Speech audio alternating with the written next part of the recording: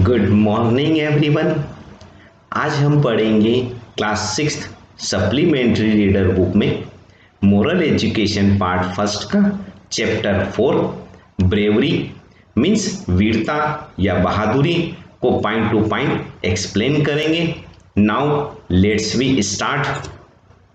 वीरता को सामान्यतः शारीरिक पराक्रम के अर्थ में परिभाषित किया जाता है, जिसके अनुसार शारीरिक शक्तियों के सामूहिक प्रयोग को वीरता कहा जा सकता है।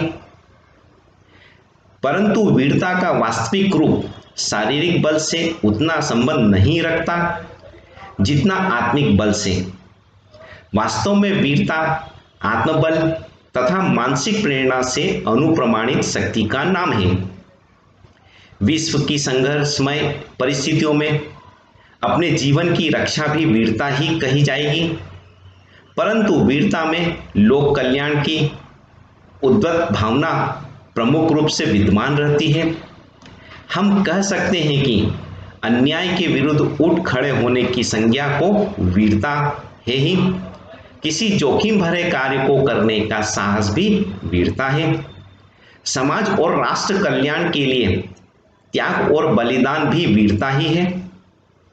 युद्ध में संघर्ष में असाधारण चमत्कार दिखाने वाला भी मात्र वीर नहीं होता, अपितु कर्म के क्षेत्र में, दान के क्षेत्र में, धर्म के क्षेत्र में प्रशंसनीय योगदान देने वाला भी वीर होता है। वीरों में मात्र सूरवीर ही नहीं होते हैं, कर्मवीर, दानवीर, धर्मवीर आदि भी होते हैं। विषम परिस्थितियों में जो धैर्य रहते हैं वे सच्चे वीर होते हैं। यहाँ पर कुछ प्रेरक प्रसंग दिए गए हैं। इन प्रेरक प्रसंग के माध्यम से हम इस वीरता के चैप्टर को और अच्छे से एक्सप्लेन करेंगे और समझेंगे। यहाँ पर पहला प्रसंग दिया गया है शिवाजी महाराज के बारे में।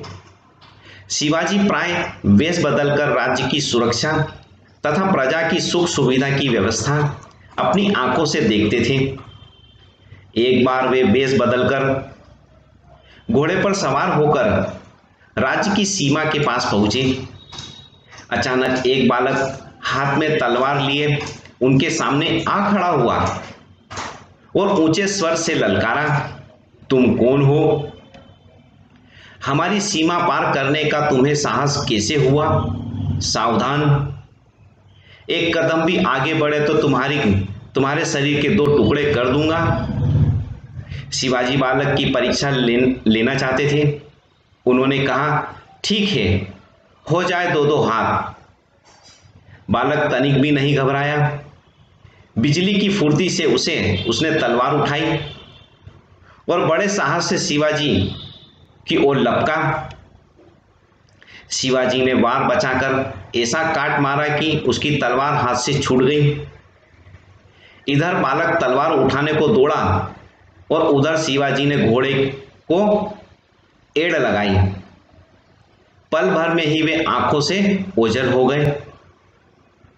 बालक घोड़े के पैरों से उड़ती हुई धूल को देखता रह गया। शिवाजी ने राजधानी पहुंचकर उस बालक को बुलावा भेजा।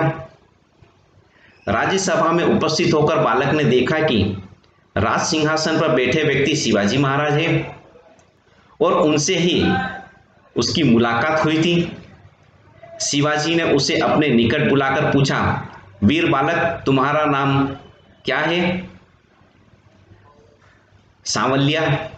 शिवाजी ने सांवलिया को अपने सेना में ले लिया। उस वीर ने वहां भी अपनी योग्यता से कुछ ही समय में ऊंचा पद प्राप्त कर लिया। बाद में वह सूरवीर एक बड़े युद्ध में स्वराज के लिए लड़ते लड़ते वीरगति को प्राप्त हुआ। दूसरा प्रसंग, सर्दी का भीषण प्रकोप था। 5000 मीटर की ऊंचाई पर स्थित रेंजांगला पहाड़ी की इस ठंड से मानो कांप रही थी, किंतु देश के रखवाले चुशुल अंचल की इस चौकी पर अड़ी खड़े हुए थे। उन्हें न पहाड़ी की ऊंचाई का भय था और न भीषण ठंड का।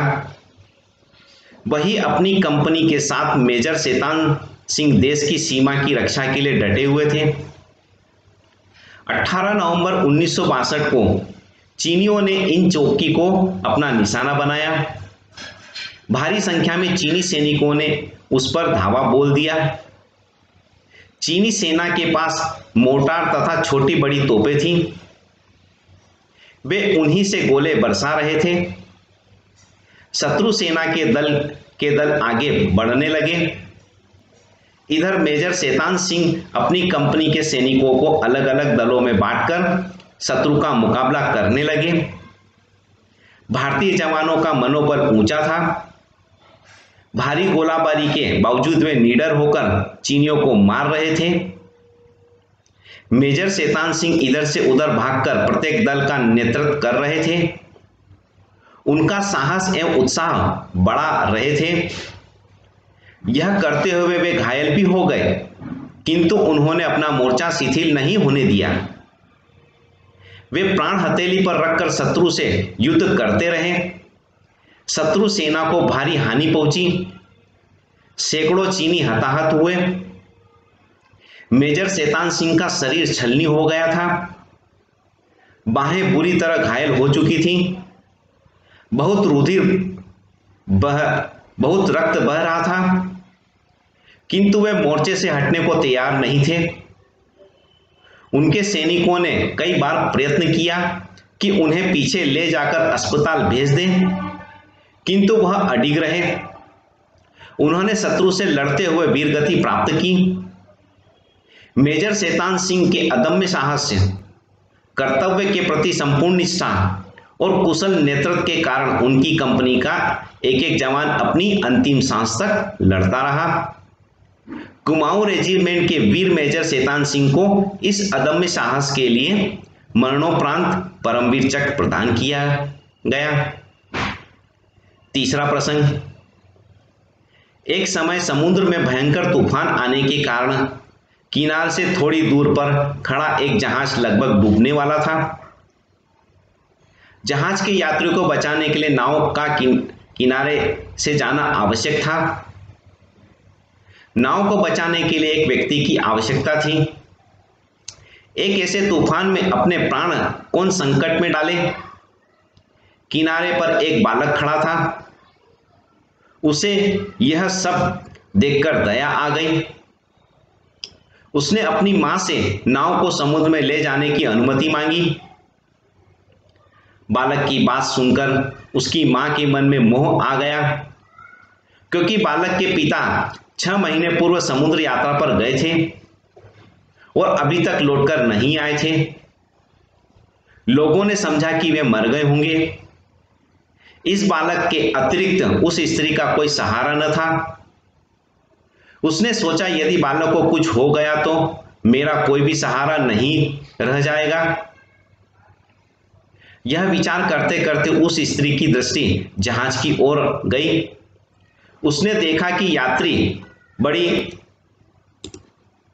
आतुरता के साथ नाव की प्रतीक्षा कर रहे हैं। जहाज में पानी भरता जा रहा है। उसने सोचा कि इन लोगों के घर भी दूर होंगे। यदि इनका जहाज डूब गया तो इनके भाई बहन संबंधी आदि को कितना कष्ट पहुंचेगा। मैं यदि अकेली रह गई तो किसी भी प्रकार अपना गुजारा कर लूंगी। यह सोचकर उसने बालक से कहा, मेरे बेटे जा, परमात्मा तुझे जीता जागता रखे। वह बालक नाव को जहाज के पास से ले गया। थोड़ी देर में सब लोगों का जीवन बचा लिया। सौभाग्य से उस जहाज में उसके पिता भी थे। वह बालक अपने पिता के साथ घर आकर मां से बोला, देखा मां, तूने नाव ले जाने की आज्ञा दी तो अन्य लोगों के साथ मेरे पिताजी भी बच गए। ये इस प्रकार के प्रसंग है बहादुरी के, जो हमें याद रखना चाहिए और इनसे हमें प्रेरणा लेना चाहिए और जीवन में हमेशा बहादुरी वाले कार्य करना चाहिए, और जिससे हम अपने घर, परिवार, देश सभी का नाम रोशन कर सकें। यहाँ पर आपका ये चैप्टर कंप्लीट हुआ। Okay, thank you.